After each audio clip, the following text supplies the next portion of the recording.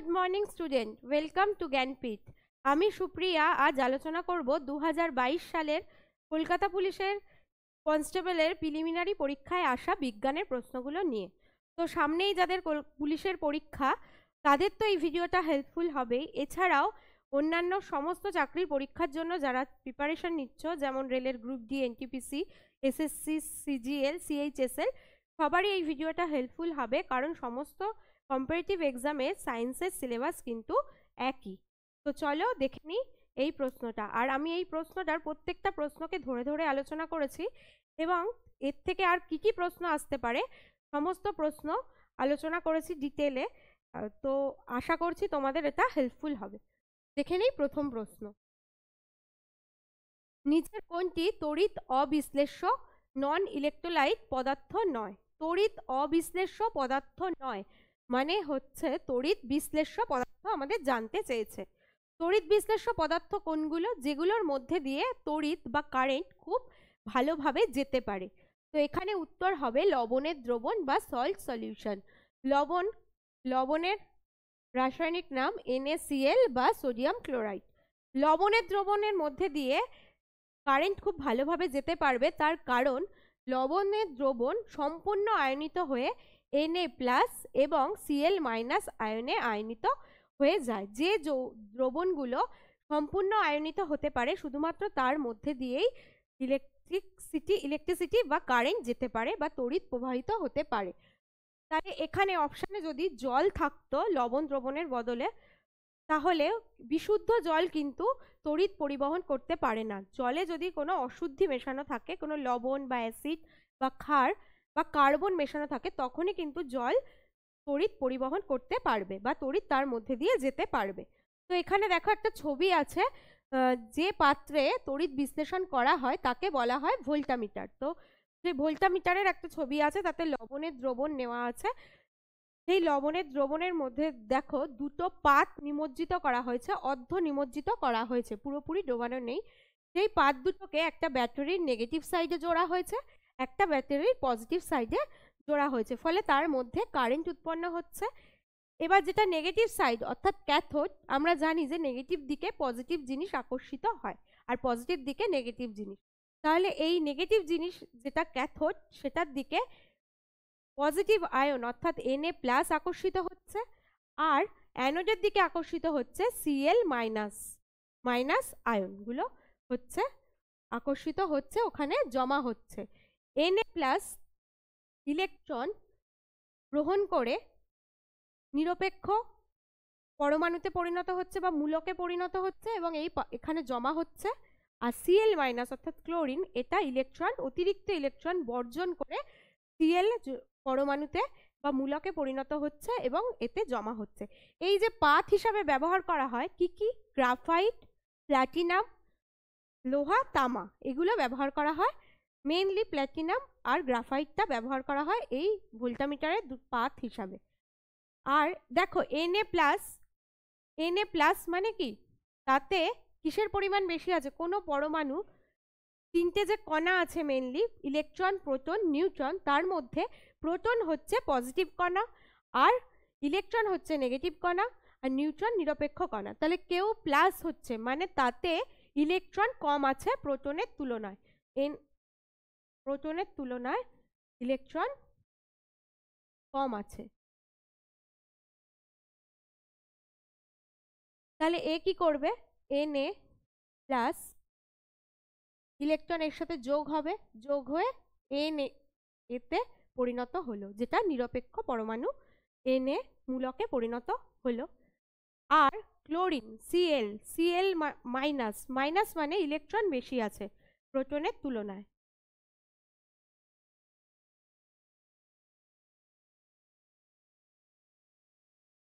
তাহলে এ কি করবে? ইলেকট্রনটাকে ত্যাগ করবে।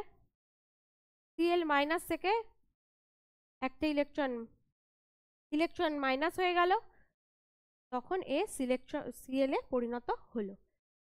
এভাবে এটা জমা থাকছে। তো কি কাজে লাগে? কেন আমরা তড়িৎ চালনা করব ভোল্টামিটারে? কি কি কি জন্য প্রয়োজন আমাদের? তার এইটা লাগে হচ্ছে কোনো ধাতু যেমন লোহা এটাতে কি হয়, মরচে পড়ে যায়, তার ওপর কোনো কিছুর প্রলেপ লাগাতে, যেমন জিঙ্কের, লোহার ওপর জিঙ্কের প্রলেপ লাগানো হয় যেন লোহায় মরিচা না পড়ে। এছাড়াও গিল্টি করা হয় পিতলের গয়না বা রূপোর গয়নাকে সোনার জল করা লাগানো হয়, তো এটাও এই ভোল্টামিটারের সাহায্যে করা হয়। এছাড়াও ইলেকট্রোটাইপিং আর বিভিন্ন শিল্প উৎপাদন, বিভিন্ন যৌগের শিল্প উৎপাদন, অক্সিজেন কার্বন ডাই অক্সাইড উৎপন্ন করে শিল্প উৎপাদন করা হয় এবং ধাতুকে আলাদা করা হয়। দেখো এখানে কিন্তু সোডিয়াম ক্লোরাইড আলাদা হয়ে গেল, সেরকম আলাদা করা হয় এই তড়িৎ বিশ্লেষণের মাধ্যমে। এখানে একটা কথা বলে রাখি যাতে তোমাদের বিষয়টা আরো ভালোভাবে মনে থাকবে, সেটা হচ্ছে দেখো একটা 3 ইডিয়টস সিনেমার একটা সিন, যেখানে আমির খান হোস্টেলে এন্ট্রি নিচ্ছে, সেখানে কি হয়েছিল, ওকে যেটা করতে বলা হয়েছিল নক করে ভেতরে ঢুকে গিয়েছিল বলে বড়রা বলেছিল যে তাদের দরজায় হচ্ছে মূত্র বিসর্জন করবে, কিন্তু ওই সিনটাতে দেখবে যে ইউরিন পাস করতে গিয়ে সেই ইলেকট্রিক শক খেয়ে পড়ে যাচ্ছে। তো কি হয়েছিল ওখানে, মাধবন বলেছিল, মাধবনের সেই ডায়লগ মনে আছে নিশ্চয়ই, salt water is a good conductor of electricity, हमने पढ़ा था सालों ने अप्लाई किया। তো সল্ট ওয়াটার, তাহলে ওখান থেকে মনে আছে যে ইউরিনে আমাদের সল্ট ওয়াটার থাকছে, ইউরিন দিয়ে লবণ বেরিয়ে যায় আমাদের দেহে, যেটা অতিরিক্ত অপ্রয়োজনীয় জিনিস, সেই ইউরিনে লবণ থাকে বলেই ইউরিন দিয়ে ইলেকট্রিসিটি পাস হয়েছিল, তাহলে লবণ জল। এছাড়াও আর কি কি, এছাড়াও যদি জলের সাথে কার্বন মেশানো থাকে বা অ্যাসিড থাকে বা ক্ষার থাকে তাহলেও কিন্তু সেটা তড়িৎ বিশ্লেষণ হবে। তাহলে অ্যাসিডের দ্রবণ, ক্ষারের দ্রবণ, কার্বনের দ্রবণ কিন্তু তড়িৎ বিশ্লেষ্য পদার্থ। তো চলে যাই পরের প্রশ্ন। এসআই পদ্ধতিতে তাপমাত্রার একক কি? উত্তর হবে কেলভিন। এসআই পদ্ধতিতে তাপমাত্রার একক কেলভিন। এসআই পদ্ধতি হচ্ছে ইন্টারন্যাশনাল সিস্টেম অফ ইউনিট, আন্তর্জাতিক পরিমাপের একক হচ্ছে এসআই একক। এসআই এর আরেকটা নাম হচ্ছে এমকেএস পদ্ধতি। এছাড়াও আরেকটা পদ্ধতি আছে, সেটা হচ্ছে সিজিএস পদ্ধতি। কোনো কিছুর একক যখন আমাদের জানতে চাইবে তখন এই দুটো পদ্ধতিটাই মেনলি আসে। এছাড়াও এফপিএস পদ্ধতি আছে যেটা অতটা ব্যবহার করা হয় না। এসআই এমকেএস মানে মিটার কিলোগ্রাম সেকেন্ড, আর সিজিএস সেন্টিমিটার গ্রাম সেকেন্ড, আর এফপিএস ফুট পাউন্ড সেকেন্ড। এফপিএসটা অতটা আসে না পরীক্ষায়, এই দুটো সিস্টেমই আমাদের পরীক্ষায় আসে, এই দুটো সিস্টেমের একক আমাদের জানতে চাওয়া হয়। তো দেখে নিই স্কেলার রাশির এককগুলো, যে 7টা মৌলিক একক আছে সেগুলো আমরা জেনে নিই। এসআই পদ্ধতিতে ভরের একক হচ্ছে কিলোগ্রাম, ভর। কেলভিন তাপমাত্রার একক।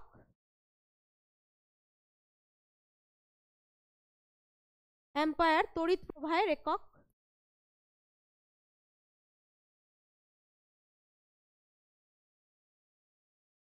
সেকেন্ড সময়ের একক। ক্যান্ডেলা আলোক দীপ্তি বা আলোক তীব্রতার একক।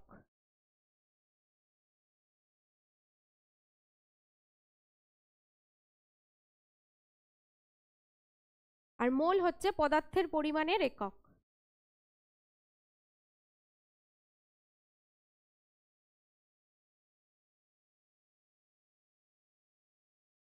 আর মিটার দূরত্বের একক।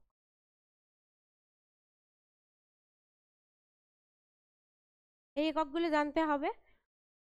Kilogram, kelvin, ampere, second, candela, mole আর মিটার। তার মধ্যে আলোক দীপ্তির এককটা কিন্তু পরীক্ষায় খুব আসে। ক্যান্ডেলা কিসের একক? এককগুলো সাধারণত এভাবে আসে যে অ্যাম্পায়ার কিসের একক, অথবা আলোক দীপ্তির এসআই একক কি, এরকম দুভাবে আসতে পারে ইউনিট সম্পর্কে প্রশ্ন। এখানে আরেকটা জিনিস বলে রাখি, একটা ভেক্টর রাশি যার মান এবং অভিমুখ দুই আছে, আর স্কেলার রাশি শুধু মান আছে। ভেক্টর রাশি হচ্ছে বল, এই বলের কিন্তু ইউনিট ভীষণ জানতে চায়, বলের এসআই ইউনিট আর সিজিএস ইউনিট। বলের এসআই ইউনিট হচ্ছে নিউটন, আর সিজিএস ইউনিট ডাইন। এটা কিভাবে মনে রাখবে, দেখো সিজিএস 3টে অ্যালফাবেট আছে, 1 2 3, ডাইনেও 3টে আছে, 3টে বর্ণ, 1 2 3। এভাবে কিন্তু মনে থাকবে যে সিজিএস পদ্ধতিতে বলের একক ডাইন, আর নিউটন হচ্ছে এসআই দুটো, নিউটনে 4টে। তো ডাইনটা মনে রাখলে নিউটন অন্যটা, এটা তো অটোমেটিক্যালি মনে থাকবে। ঠিক আছে, চলো পরের প্রশ্ন দেখি। নিচের কোনটি একটি এককোষী বা ইউনিসেলুলার প্রাণী নয়? এককোষী প্রাণী নয় ফিতাকৃমি, টেপওয়ার্ম। টেপওয়ার্ম এককোষী প্রাণী নয়। বাকি যে নীলাভ সবুজ শৈবাল, তারপর অ্যামিবা আর ব্যাকটেরিয়া, এগুলো সবই এককোষী প্রাণী।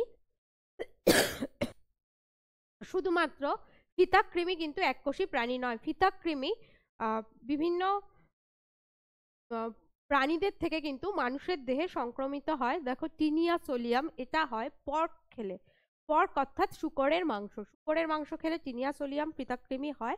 আর বিফ খেলে হয় টিনিয়া সাগিনিটা, এই ফিতাকৃমিটা হয়। এছাড়া মাছ খেলেও এক ধরনের ফিতাকৃমি হয়। তো বিফ, পর্ক আর হচ্ছে ফিশ, শূকরের মাংস, গরুর মাংস আর মাছ খেলে আমাদের দেহে ফিতাকৃমি হতে পারে। তাই সুসিদ্ধ করে খেতে হবে, 100 ডিগ্রি টেম্পারেচারে ফুটিয়ে খেতে হবে। ঝলসিয়ে বা পুড়িয়ে কিন্তু খেলে এই ফিতাকৃমি হওয়ার চান্স থাকে। তো চলে যাই পরের প্রশ্নে। স্প্রিং তুলা বা স্প্রিং ব্যালেন্সের মাধ্যমে বস্তুর কি পরিমাপ করা হয়? স্প্রিং তুলার মাধ্যমে মাপা হয় ভার, আর দাঁড়িপাল্লায় মাপা হয় ভর। ভারটা কি? ভার হলো ওয়েট, যেটা W সমান সমান mg, W সমান সমান mg।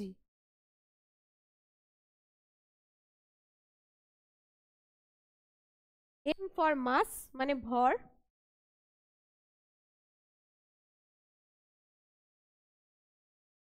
আর G হচ্ছে অভিকর্ষজ ত্বরণ।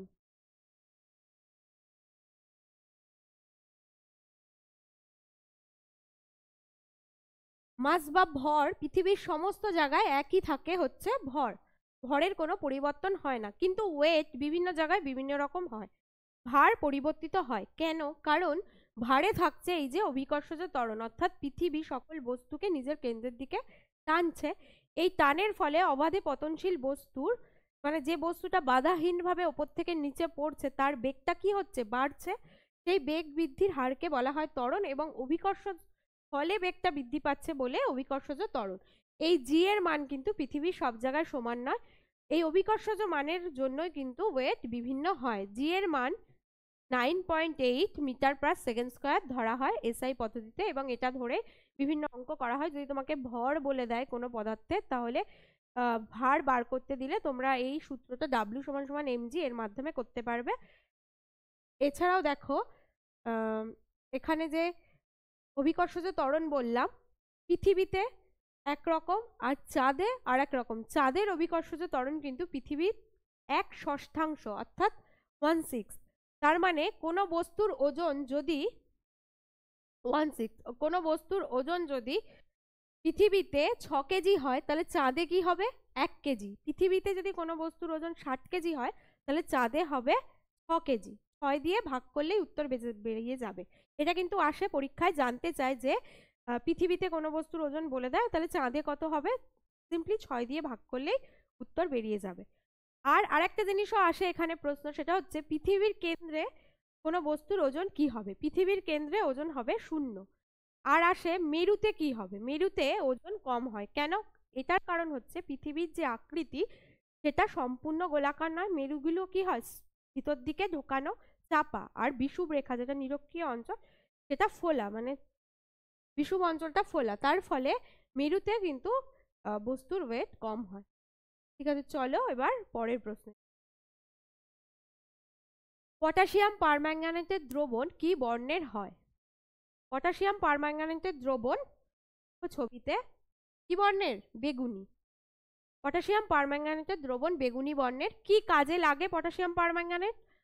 কোনো স্কিনের কোনো ক্ষত হলে বা কেটে গেলে সেই জায়গাটা ডিসইনফেক্টেড করতে, পরিষ্কার করতে, পায়ে আলসার হলে, কোনো ফাঙ্গাল ইনফেকশন হলে পটাশিয়াম পারম্যাঙ্গানেটের দ্রবণ ব্যবহার করা হয়। এটার পটাশিয়াম পারম্যাঙ্গানেটের রাসায়নিক সংকেত হচ্ছে KMnO4। এই সলিউশনটা দেখতে বেগুনি রঙের। পরের প্রশ্ন, নিম্নের কোন কোষীয় অঙ্গাণুটি প্রোটিন সংশ্লেষে সহায়তা করে? প্রোটিন সংশ্লেষে সহায়তা করে রাইবোজোম। রাইবোজোম প্রোটিন সংশ্লেষে সহায়তা করে। দেখো একটা কোষের ছবি আছে, কোষে এই যে বেগুনি রঙের দানা দানা দেখতে পাচ্ছ, এগুলো হচ্ছে রাইবোজোম। কোথায় রয়েছে? কোষে সাইটোপ্লাজমের মধ্যে রয়েছে আর এন্ডোপ্লাজমিক রেটিকুলামের গায়ে রয়েছে। এগুলো প্রোটিন সংশ্লেষে সাহায্য করছে। এটা একটা কোষ পর্দা ঘেরা কোষ। উদ্ভিদদের কি হয়? কোষ প্রাচীর থাকে আর কোষ পর্দা দুটোই থাকে। প্রাণীদের ক্ষেত্রে শুধু কোষ পর্দা থাকে, যেটা প্রোটিন আর লিপিড দিয়ে তৈরি হয়। এই পর্দার ভেতরের অংশটাকে বলা হয় প্রোটোপ্লাজম। প্রোটোপ্লাজমের দুটো অংশ, একটা নিউক্লিয়াস, একটা সাইটোপ্লাজম। এই সাইটোপ্লাজমেই ভিন্ন অঙ্গগুলো, অঙ্গাণু, কোষীয় অঙ্গাণুগুলো কিন্তু থাকে। তার মধ্যে রাইবোজোম প্রোটিন সংশ্লেষ করছে। আর এখানে যে রয়েছে সেন্ট্রিওল, এটা কি করে? এটা প্রাণী কোষের বিভাজনের সময় যে বেমতন্তু গঠিত হয়, এরকম দেখতে বেমতন্তু, যেখানে এখানে হচ্ছে ক্রোমোজোমগুলো থাকে, এই বেমতন্তু গঠনে সাহায্য করে কিন্তু সেন্ট্রিওল। আর লাইসোজোমকে বলা হয় suicidal bag of sell.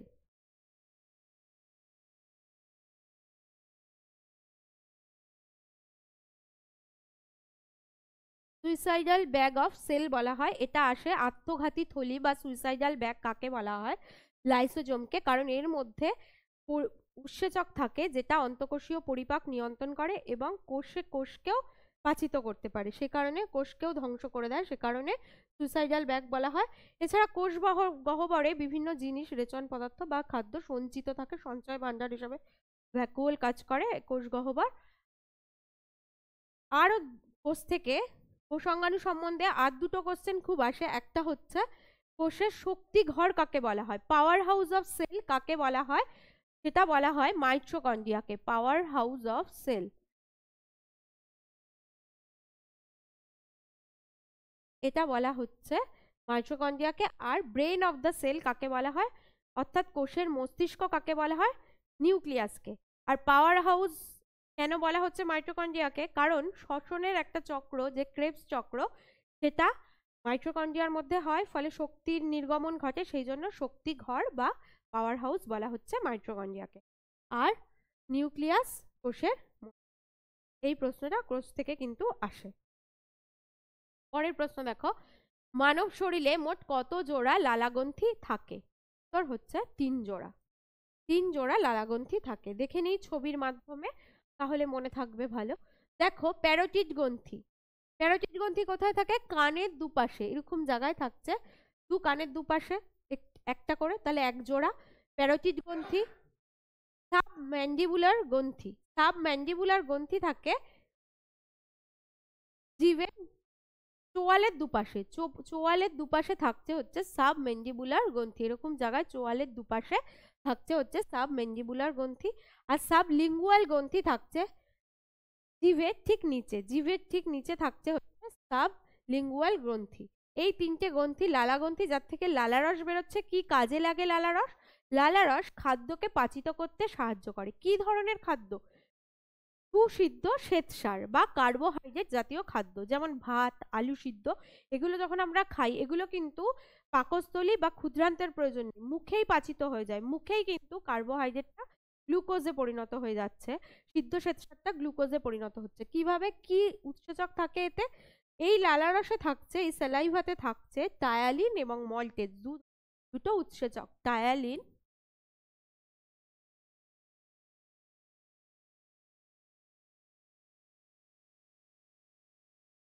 O maltase. Ptyalin কি করছে? সিদ্ধ শ্বেতসারকে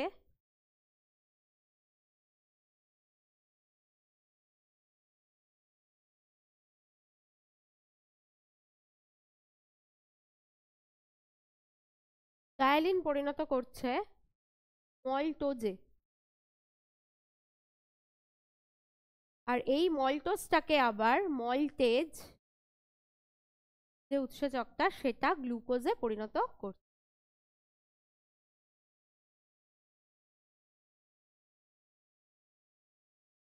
তাহলে মুখে হয়ে যাচ্ছে কার্বোহাইড্রেট জাতীয় খাদ্যের পরিপাক, যেটা সিদ্ধ কার্বোহাইড্রেট, সুসিদ্ধ কার্বোহাইড্রেট। আর পাকস্থলীতে কি ধরনের খাদ্য পাচিত হচ্ছে? এটাও আসে পরীক্ষায়। পাকস্থলীতে কিন্তু কার্বোহাইড্রেট জাতীয় খাদ্য পাচিত হয় না, শুধুমাত্র প্রোটিন এবং ফ্যাট জাতীয় খাদ্য পাচিত হয়।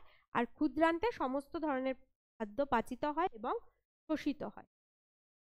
চলো দেখে নিই পরের প্রশ্ন। পটাশিয়ামের রাসায়নিক সংকেত কি? পটাশিয়ামের রাসায়নিক সংকেত কে? কে কেন? পটাশিয়াম তো পি দিয়ে, কারণ কেলিয়াম থেকে পটাশিয়াম এসছে, কেলিয়াম, তাই পটাশিয়ামের রাসায়নিক সংকেত কে। আর এনে সোডিয়াম, পিতে ফসফরাস,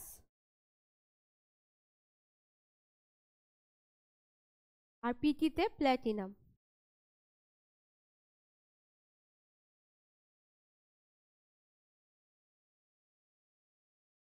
এখানে দেখো সোডিয়াম, সোডিয়াম সম্পর্কে একটা প্রশ্ন খুব আসে, রেলের পরীক্ষাতে তো প্রচন্ড আসে, সেটা হচ্ছে সোডিয়ামকে কিসে সংরক্ষণ করে রাখা হয়? উত্তর হবে কেরোসিন তেলে, কারণ সোডিয়াম বাতাসের অক্সিজেন বা ময়েশ্চার বা জলে যদি রাখা হয়, জলে সংরক্ষণ করে রাখা হয় না, জলের সাথেও প্রচন্ড বিক্রিয়া করে, সেই কারণে সোডিয়ামকে কেরোসিন তেলে সংরক্ষণ করে রাখা হয়। এই প্রশ্নটা মাথায় রাখবে।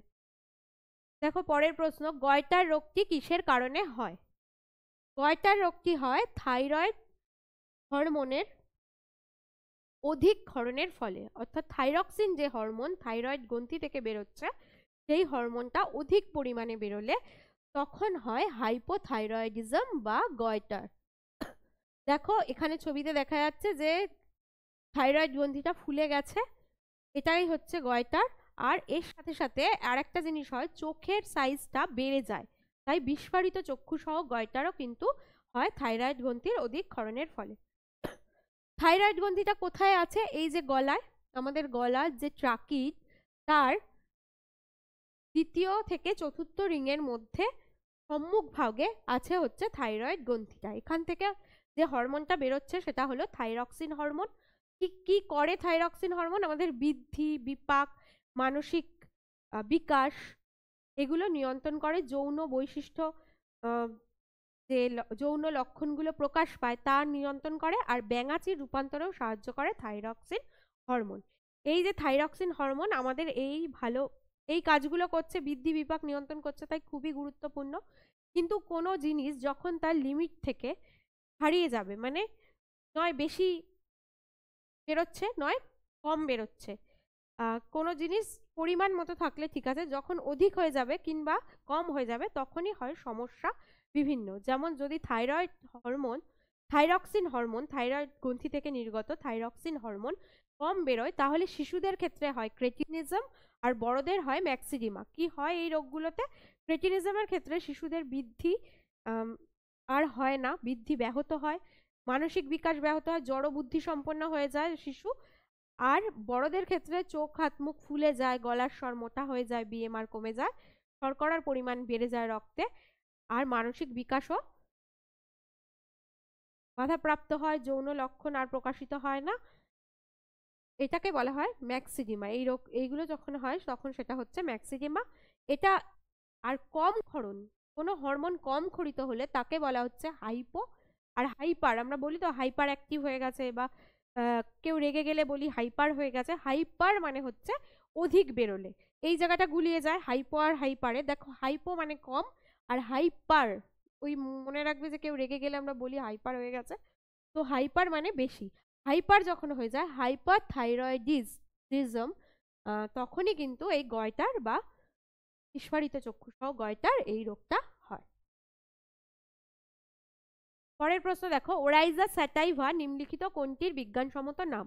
ওরাইজা স্যাটাইভা ধানের বিজ্ঞানসম্মত নাম। তাহলে বিজ্ঞানসম্মত নাম থেকেও কিন্তু প্রশ্ন আসছে পরীক্ষায়। ধানের বিজ্ঞানসম্মত নাম ওরাইজা স্যাটাইভা, আর ভুট্টার বিজ্ঞানসম্মত নাম জিয়া মেইজ। আমের ম্যানজিফেরা ইন্ডিকা।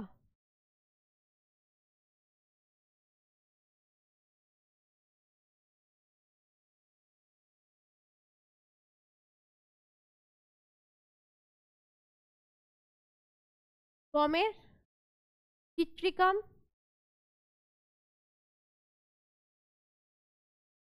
অ্যাস্টিভম। এছাড়াও যেগুলো আসে দেখো, আমাদের জাতীয় ফুল ফল পশু, এগুলো মনে রাখতে হবে। ফল তো হয়ে গেল আম, এবার জাতীয় পশু হচ্ছে বাঘ, প্যান্থেরা টাইগ্রিস,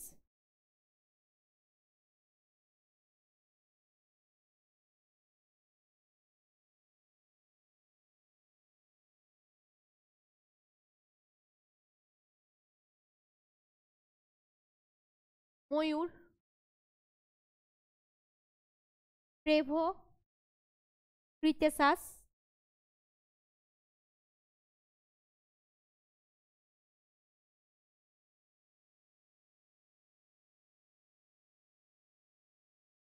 মানুষ, হোমোসেপিয়েন্স,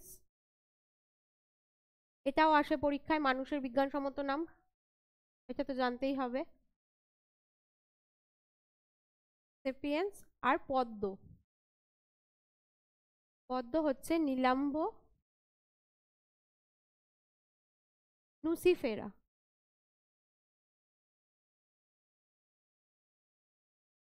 নীলাম্ব নুসিফেরা, এটা হচ্ছে পদ্মর বিজ্ঞানসম্মত নাম। এছাড়াও রুয়ের বিজ্ঞানসম্মত নাম লেবিওরইটা, সাপের নাজা নাজা, এগুলো আর বিজ্ঞানসম্মত নামের চ্যাপ্টারে তোমরা একবার চোখ বুলিয়ে নেবে, তাহলে দেখবে অপশান থাকে পরীক্ষায়, তখন তোমরা পেরে যাবে। আর এগুলো মুখস্থ রাখবে, তাহলে বাকিগুলো পেরে যাবে। ব্যাঙের রানা টাইগ্রিনা, এই ধরনের কিছু প্রশ্ন আসে। এর পরের প্রশ্ন দেখি। প্রমাণ চাপ ও উষ্ণতায় 1 গ্রাম অণু 1 গ্রাম মোল কোনো গ্যাসের আয়তন ভলিউম কত? প্রমাণ চাপ ও উষ্ণতায় 1 গ্রাম অণু কোনো গ্যাসের আয়তন 22.4 লিটার। 22.4 লিটার, এটাকে গ্রাম আয়তন ওজনও বলা হয়। আর 1 গ্রাম অণু কোনো গ্যাস, ধরো অক্সিজেন গ্যাস O2, 1 গ্রাম অণু মানে কতটা, মানে 32 গ্রাম অক্সিজেনের ওজন কিন্তু এই 22.4 লিটার। 32 গ্রামটা কোথা থেকে এলো? O2 মানে দুটো অক্সিজেনের পরমাণু অণু রয়েছে, দুটো। অক্সিজেনের পারমাণবিক ভর 16, তাহলে 16 যোগ 16 হয়ে গেল 32। কার্বন ডাইঅক্সাইড যদি হতো তাহলে CO2, তাহলে O2 32 আর সি এর কার্বনের পারমাণবিক ভর 12, তাহলে 44 গ্রামের ওজন আয়তন হতো 22.4 লিটার।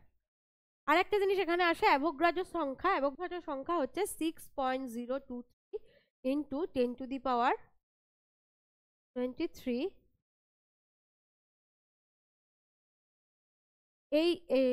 এইটা কিন্তু পরীক্ষায় আসে,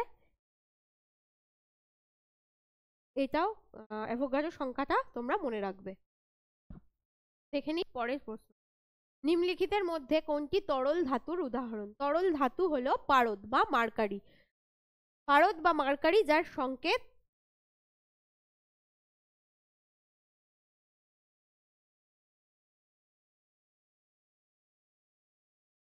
হচ্ছে Hg। Hg হচ্ছে পারদ। আর লোহ আয়রন Fe, সোডিয়াম Na, সোনা Au, আর Ag হচ্ছে সিলভার Ag। এই সংকেতগুলোই মোটামুটি পরীক্ষায় আসে। তো নিম্নলিখিত তরল ধাতু হচ্ছে মার্কারি। এখানে মার্কারি দিয়ে আরেকটা প্রশ্ন আসে যে মার্কারি দূষণের ফলে কি রোগ হয়? মিনামাটা ডিজিজ। মিনামাটা রোগটা হয় পারদের দূষণের ফলে, অর্থাৎ পারদের পরিমাণ বেড়ে গেলে। কি কি খেলে হয়? সামুদ্রিক মাছ। সমুদ্রে কিন্তু সামুদ্রিক মাছে কিন্তু পারদ থাকে, তাই অতিরিক্ত পরিমাণে সামুদ্রিক মাছ খেলে এই মিনামাটা ডিজিজটা হতে পারে। আর মিনামাটা ডিজিজ হচ্ছে একটা নিউরোলজিক্যাল ডিজিজ, অর্থাৎ নার্ভ সংক্রান্ত রোগ। তাহলে মিনামাটা ডিজিজের কথাটাও কিন্তু মাথায় রাখবে। আর এখানে এসছে তরল ধাতু যেটা পারদ, আর তরল অধাতু বললে ব্রোমিন। তরল অধাতু ব্রোমিন। পরের প্রশ্ন দেখো, কর্পূরকে উত্তপ্ত করলে তরলে পরিণত না হয়ে সরাসরি বাষ্পে পরিণত হওয়াকে কি বলা হয়? কর্পূর, আয়োডিন, নিশাদল আর ন্যাপথলিন, এই চারটে জিনিসকে উত্তপ্ত করলে কঠিন থেকে সরাসরি বাষ্প হয়ে যায়, কঠিন থেকে তরল না হয়ে গ্যাস হয়ে যায়। এটাকে বলা হচ্ছে ঊর্ধ্বপাতন বা সাবলিমেশন। দেখো, সলিড, লিকুইড আর গ্যাস, পদার্থের এই তিনটে স্টেট, তিনটে অবস্থা। তার মধ্যে কর্পূর, আয়োডিন, ন্যাপথলিন আর নিশাদল, এগুলো সলিড থেকে সরাসরি হয়ে যায় গ্যাস, এর লিকুইড স্টেটটা কিন্তু পাওয়া যায় না। এটাকে বলা হচ্ছে ঊর্ধ্বপাতন। তাহলে স্ফুটন কি? স্ফুটন হচ্ছে একটা নির্দিষ্ট উষ্ণতায়, প্রমাণ উষ্ণতায় জল বা তরল, জল বলছি, তরল যে কোনো তরল ফুটতে শুরু করে, সেটাকেই বলা হচ্ছে স্ফুটন। ফুটতে শুরু করে, অর্থাৎ বাষ্প হতে শুরু করে, গ্যাস বেরোতে শুরু করে একটা নির্দিষ্ট উষ্ণতায়। স্ফুটনের জন্য একটা নির্দিষ্ট উষ্ণতা হতে হবে 100°C ধরা হয়। আর বাষ্পায়ন দেখো, বাষ্পায়ন কি? বাষ্পায়ন হচ্ছে কোনো তরলের উপরিতল থেকে জল বাষ্পে পরিণত হয়ে যায়। যেমন পুকুরের জল, নদীর জল সূর্যের তাপে, বা আমরা ঘর মুছলে সেই ঘর মোছা ঘরটাও শুকিয়ে যায়, জামা কাপড় মেলে দিলে সূর্যের আলোয় সেটাও শুকিয়ে যায়। তাতে কিন্তু কোনো টেম্পারেচারের দরকার নেই, নির্দিষ্ট টেম্পারেচার, যে কোনো টেম্পারেচারেই বাষ্পায়ন হতে পারে। বাষ্পায়নের জন্য কোনো টেম্পারেচারের দরকার নেই। আর বাষ্পায়ন কিন্তু তরলের সকল স্থান থেকে হয় না, শুধু উপরিতল থেকে হয়। যেগুলো উদ্বায়ী তরল, যেমন ইথা, স্পিরিট দিয়ে দেখবে ইঞ্জেকশন বা কোনো কিছু দেওয়ার আগে যদি ঘষে দেয়, সেটা সঙ্গে সঙ্গে ড্রাই হয়ে যায়, কারণ এগুলো খুব উদ্বায়ী। এগুলো ওই বাষ্পায়ন ঘটে সঙ্গে সঙ্গে শুকনো হয়ে যায় জায়গাটা। আর বাষ্পীভবনে এই দুটোই ঘটে, বাষ্পায়ন এবং স্ফুটন। মানে নির্দিষ্ট উষ্ণতায় তরলের সকল স্থান থেকে জল বাষ্পে পরিণত। বাষ্পায়নে স্ফুটন এবং বাষ্পায়ন দুটোই ঘটে হচ্ছে বাষ্পীভবনে। চলো দেখে নিই পরের প্রশ্ন। 14 নম্বর প্রশ্ন দেখো, সাধারণ তুলা যন্ত্র বা কমন ব্যালেন্স কোন শ্রেণীর লিভার? সাধারণ তুলা যন্ত্র প্রথম শ্রেণীর লিভার। প্রথম শ্রেণীর লিভার কে নামগুলো সহজে মনে রাখার জন্য আমরা একটা ট্রিক মনে রাখবো, সেটা হচ্ছে কচি কচি সবুজ সবুজ ডাঁটা পেরে ঢাক বাজাবো। এটা মনে রাখলে প্রথম শ্রেণীর লিভারের সব নামগুলো কিন্তু মনে থাকবে। যেমন কাঁচি, কচি, এই কচিটা দিয়ে কাঁচি, এই কচিটা দিয়ে এলো কোদাল, এই সবুজ দিয়ে শাবল, সবুজ দিয়ে সাঁড়াশি, ডাঁটা দিয়ে দাঁড়িপাল্লা, ড দিয়ে ডাঁটার ড দিয়ে দাঁড়িপাল্লা, ট দিয়ে টিউবওয়েলের হাতল, আর পেরেকের প দিয়ে পেরেক তোলার যন্ত্র, রে দিয়ে হচ্ছে রেল লাইন উঁচু করার যন্ত্র, আর ঢাক বাজাবো থেকে এলো ঢেকি। এছাড়াও আরেকটা আছে, সেটা হচ্ছে মাটি তোলার বেলচা। এই সবগুলোই প্রথম শ্রেণীর লিভার তোমাদের মনে রাখতে সুবিধা হবে, তাই এটা মনে রাখলেই হবে। কচি কচি সবুজ সবুজ ডাঁটা পেরে ঢাক বাজাবো, তাতেই দেখো প্রথম শ্রেণীর লিভারের সব কটা নাম কভার হয়ে গেছে। এবার আমি লিভার সম্বন্ধে একটু ডিটেলে বলে তারপর অন্যান্য শ্রেণীর লিভারগুলো বলবো, বা এই পরের যে লাইনটা লেখা ছিল সেটা সম্পর্কে বলবো। প্রথম শ্রেণীর লিভার দেখো, এই ছবিটা দেখেও দেখতে পারো, অথবা প্রথম শ্রেণীর লিভারে আমি বলেছি ঢেকি আছে, ঢেকি প্রথম শ্রেণীর লিভার।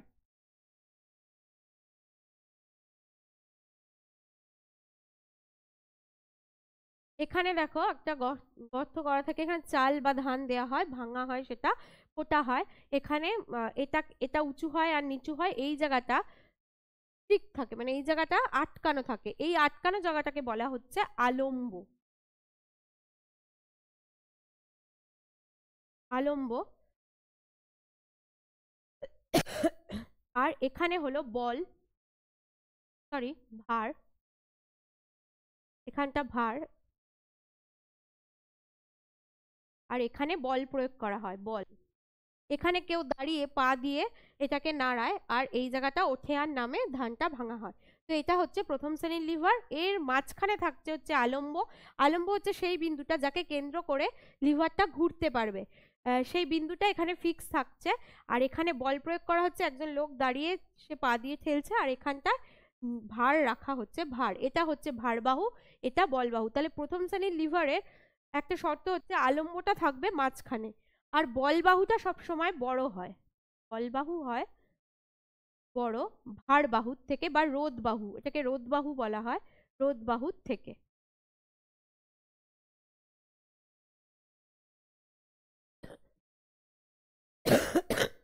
এখানে দেখো আলম্বটা মাঝখানে, ভারবাহু আর বলবাহু দুটোই সমান, সেই জন্য এর যান্ত্রিক সুবিধা কিন্তু একের বেশি নয়, একের সমান। আর প্রথম শ্রেণীর লিভারের বলবাহু বেশি হয়, যান্ত্রিক সুবিধা একের বেশি। যান্ত্রিক সুবিধা একের বেশি, একের কম, একের সমান, এর মানে কি? এর মানে যার যান্ত্রিক সুবিধা একের বেশি, সেটা দিয়ে সহজেই, মানে কম বল প্রয়োগ করে বেশি ভার তোলা যাবে। আর যার যান্ত্রিক সুবিধা একের কম, তার মানে বেশি বল প্রয়োগ করতে হবে কম ভার ওঠাতে। তবুও কিছু কিছু ক্ষেত্রে সেই লিভারগুলোও কিন্তু ব্যবহার করা হয়, সেটা হচ্ছে তৃতীয় শ্রেণীর লিভার। তাহলে প্রথম শ্রেণীর লিভারের কি শর্ত? শর্ত হলো একটাই, যে আলম্বটা মাঝখানে থাকবে, একদিকে ভার একদিকে বল থাকবে। এটা গেল প্রথম শ্রেণীর লিভার। দ্বিতীয় শ্রেণীর লিভারে কি হয়? দ্বিতীয় শ্রেণীর লিভার হচ্ছে জাঁতি।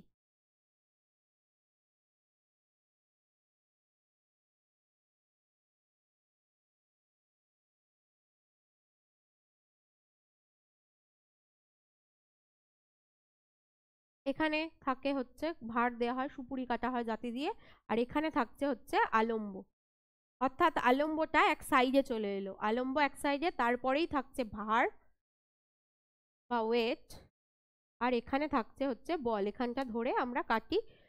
তো প্রথমে দ্বিতীয় শ্রেণীর লিভারে প্রথমে থাকছে আলম্ব, তারপর ভার, তারপর বল। আর তৃতীয় শ্রেণীর লিভার হচ্ছে মাছ ধরার ছিপ।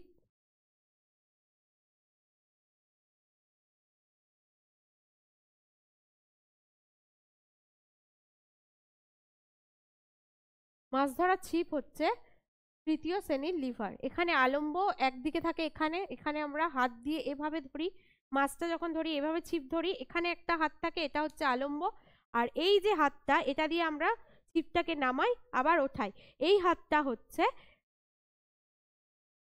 বল। বল প্রয়োগ করছি আমরা, এখান দিয়ে ওঠাচ্ছি নামাচ্ছি, এটা হচ্ছে বল। তাহলে এটা এখানে থাকছে হচ্ছে আলম্ব, এই দ্বিতীয় শ্রেণীর লিভারের মতোই এক সাইডে আছে আলম্ব।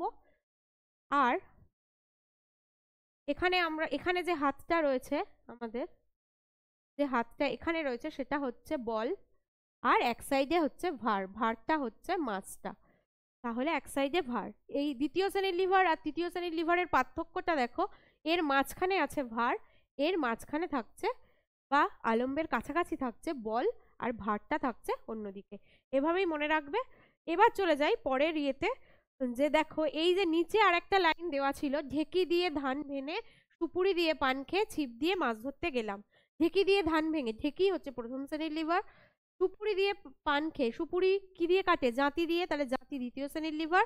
আর মাছ ধরতে যায় ছিপ দিয়ে, এই ছিপ হচ্ছে তৃতীয় শ্রেণীর লিভার। ছিপ, ক্রেন, চিমটা, পাউরুটি কাটার ছুরি, এগুলো সব তৃতীয় শ্রেণীর লিভার। আর দ্বিতীয় শ্রেণীর লিভার হচ্ছে জাঁতি। এছাড়াও সব লিভারগুলো মনে রাখবে। এক চাকার হাতগাড়ি, এই যেরকম দেখতে হয়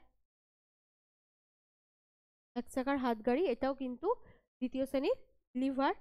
এক চাকার হাতগাড়ি, ছিপি খোলার চাবি, এগুলো সব হচ্ছে দ্বিতীয় শ্রেণীর লিভার।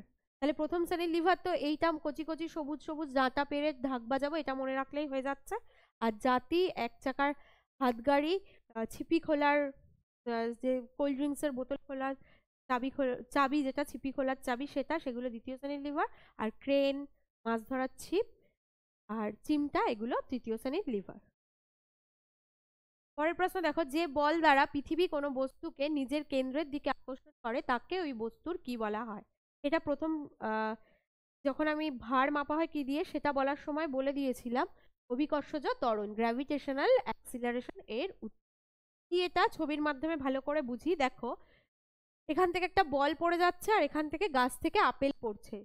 অবাধে পতনশীল কোনো বস্তু পৃথিবীর সকল বস্তুকে কি করছে? নিজের কেন্দ্রের দিকে টানছে। সেই টানের ফলে অবাধে পতনশীল বস্তুর বেগটা বৃদ্ধি পাচ্ছে, একেই বলা হচ্ছে অভিকর্ষজ ত্বরণ। যেহেতু অভিকর্ষের প্রভাবে বেগ বৃদ্ধি পাচ্ছে, সেই জন্য অভিকর্ষজ ত্বরণ। দেখো বলটা এখান থেকে এখানে পড়ে যাচ্ছে, পৃথিবী তার কেন্দ্রের দিকে সকল জিনিসকে টানছে বলে উপর থেকে এটা নিচে আসছে, উপরে উঠে যাচ্ছে না। আপেলটাও ঠিক তাই, এটা হচ্ছে অভিকর্ষজ বল। এই অভিকর্ষজ বলের ফলে কি হচ্ছে? বলটা পড়ার ক্ষেত্রে কোনো বাধা না থাকায়, বলটা এখানে যখন ছিল, এখান থেকে এইটুকু যখন এসছে, যে বেগ ছিল, তার যে গতি ছিল, সেই বেগটা কিন্তু এখানে আসার পর বেড়ে গেছে। আরো যত নিচে যাবে তত বেগটা আস্তে আস্তে বাড়বে, এটাকেই বলা হচ্ছে বেগ বৃদ্ধির হার। এই বেগ বৃদ্ধির হারটাকে বলা হচ্ছে ত্বরণ। আর অভিকর্ষজ বলের ফলে ত্বরণটা পাচ্ছে বলে অভিকর্ষজ ত্বরণ। তো পৃথিবী অভিকর্ষ বলের মাধ্যমে টানছে, আর বস্তু যেটা হচ্ছে বেগ বৃদ্ধি হচ্ছে, সেটা অভিকর্ষজ ত্বরণ। তো এই গেল আজকের পড়া। আশা করছি তোমরা বুঝতে পেরেছো। তোমরা কমেন্ট বক্সে অবশ্যই জানাবে যদি তোমাদের কোনো প্রশ্ন থাকে বা কোনো চ্যাপ্টার সম্পর্কে তোমরা পড়তে আগ্রহী হও, সেটা অবশ্যই কমেন্ট বক্সে জানাবে। আর দেখো স্ক্রিনে একটা নাম্বার দেখতে পাচ্ছ, এই নাম্বারে তোমরা তোমাদের কোনো কোয়ারিজ থাকলে যোগাযোগ করবে। আর আমাদের জ্ঞানপীঠ চ্যানেল, আমাদের টেলিগ্রাম চ্যানেল জ্ঞানপীঠ এডুটেক, এটাতেও তোমরা কন্ট্যাক্ট করতে পারো। Thank you.